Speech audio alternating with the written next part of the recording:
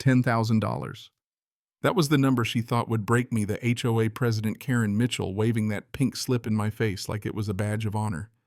No warning, no paperwork, just a hastily scribbled "no diesel allowed" and that smug little grin that made me want to break something. You ever have someone smile at you like they're sure they're winning when all they're really doing is lighting the fuse on their own disaster? Yeah, that was Karen. I'd never seen anyone bend rules so hard in the name of community standards, and this time she picked the wrong guy. Let me back up a sec. My name's Jake Harrison, 31 night shift inspector, lone wolf in a house I inherited from my grandmother in Willowbrook Heights. Folks in the neighborhood, they mostly know me as the guy with the big loud pickup. Most don't know what I do, and I prefer it that way. But Karen, she was a different animal. Platinum blonde bob, neon green jacket you could spot from orbit, always out patrolling her little kingdom in that pink golf cart with a flag that literally said HOA official. Every time she'd catch you in the street, she'd turn a weather chat into a lecture about property values. I kept my head down, paid my dues, figured if I let her rant, she'd get bored and move on. That theory died fast about 3 weeks ago, right when Karen decided the neighborhood wasn't measuring up to her vision. One morning, I'm dragging myself home after a 12-hour shift and find her parked in my driveway, arms crossed, glaring at my truck like it personally offended her. She launches right in, "Mr. Harrison, we need to discuss your parking situation." I tried to play nice, explained the garage was full of my late grandma's stuff that I was sorting through it box by box. Didn't matter. Karen's answer: "That's not my problem. That truck ruins the aesthetic of our community and drags down property values. You'd have thought I'd set up a junkyard in the front yard." I told her respectfully my truck wasn't breaking any rules and showed her photos of the HOA guidelines on my phone. She barely even glanced. "Rules evolve, Mr. Harrison. As president, I have the authority to interpret what's best." She actually said that like she was judge, jury, and executioner of Willowbrook. I figured fine, she'd have her say, get bored and move on. But within days, those neon orange violation notices started sprouting up like weeds all over the neighborhood. Mrs. Chen got dinged for a crooked mailbox, the Rodriguezes for letting their grass grow an extra quarter inch. Even old Mr. Peterson, bless him, caught a fine for planting unauthorized marigolds. Karen was on a power trip, but nobody wanted to challenge her, at least not yet. I tried to ask her where all these new rules were coming from, caught her at the mailbox, ruler in hand, measuring a shrub. All I got was that same superior smile and a brush off about protecting property values and enforcing standards. I pressed her for documents. She got prickly, accused me of questioning her authority, said that kind of attitude wouldn't be tolerated. It was like living in a bad sitcom. It got worse. Karen called an emergency HOA meeting, filled the community center with slideshows of noise pollution and environmental standards, half of which were photos of my truck from every angle imaginable. This diesel vehicle, she declared, is a danger to our environmental standards. I had my paperwork ready, EPA emissions, local ordinances, everything spotless. Karen waved it off. "Federal and state are minimums, Mr. Harrison. Our HOA sets the real standards." You could see a few neighbors buying in, nodding along. No one wanted to get on her list. "Mrs. Patterson, sweet retired teacher," piped up Karen. "Where exactly are these standards written?" Karen fired back. "They're part of the updated guidelines. Trust me." That should have been the end of it, but she doubled down instead. Saturday morning, she showed up with her husband David. Poor guy, always looked like he wanted to crawl under a rock. She handed me a typed-up formal notice on HOA letterhead, telling me to move my commercial vehicle to a lot 4 blocks away. I told her as calmly as I could, my truck's a personal vehicle, registered and legal. Her answer: "Your attitude is the problem." David, bless him, tried to suggest a compromise, but Karen shut him down. "David, I'm handling this." That night, she sent out a neighborhood-wide email basically painting me as a public enemy, uncooperative, dangerous, a threat to property values. Suddenly, neighbors who used to wave started avoiding me. Kids stopped playing out front if my truck was in the driveway. I'd been marked exiled by nothing but Karen's say-so. And man, I'll admit it got to me. This was my grandma's neighborhood, the place I'd spent half my childhood summers, and now I felt like a stranger in my own house. Then came the nuclear option. Week 5, early morning, I'm jolted awake by the sound of a tow truck in my driveway. Karen, tablet in hand, was directing the tow crew like she was running a SWAT operation.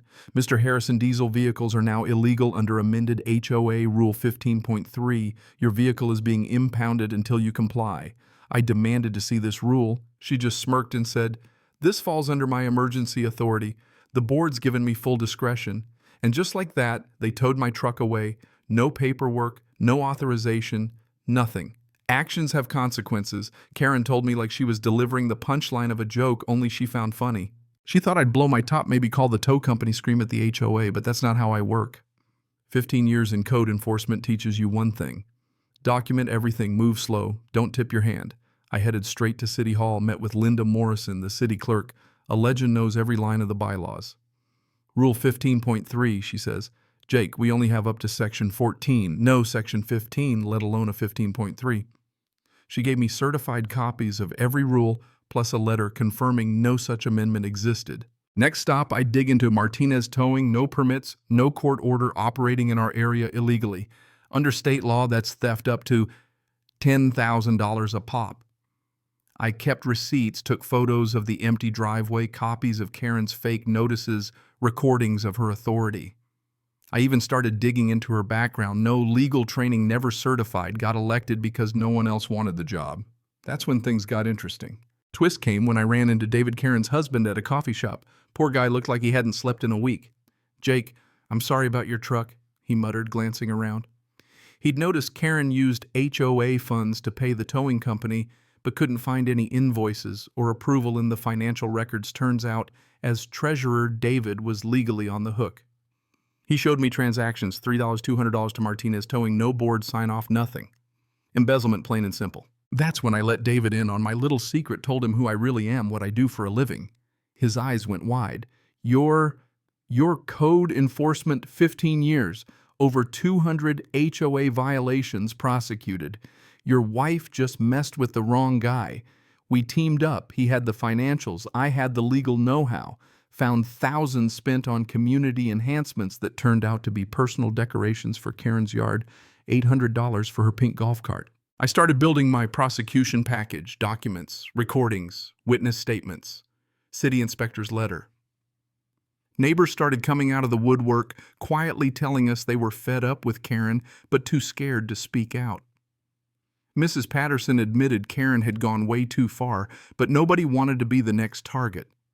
David told me Karen's been telling everyone she's going to fix the Jake Harrison problem for good at the next meeting. Yeah, I said she's got no clue what's coming. Saturday night, the whole neighborhood packed into the community center.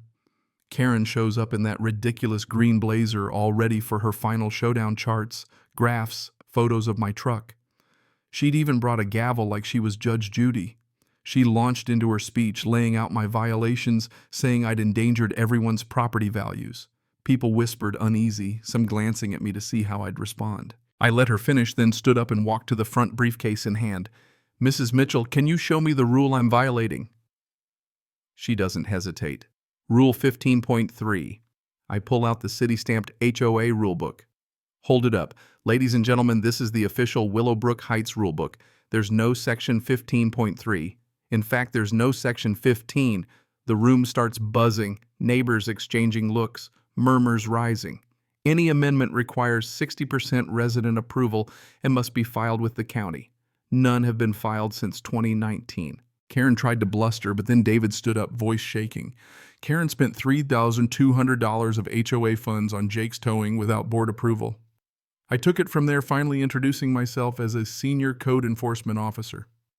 Silence. You could hear a pin drop. Karen's actions violate at least 8 state and federal laws: illegal towing, embezzlement, abuse of authority. I have documentation for every single charge.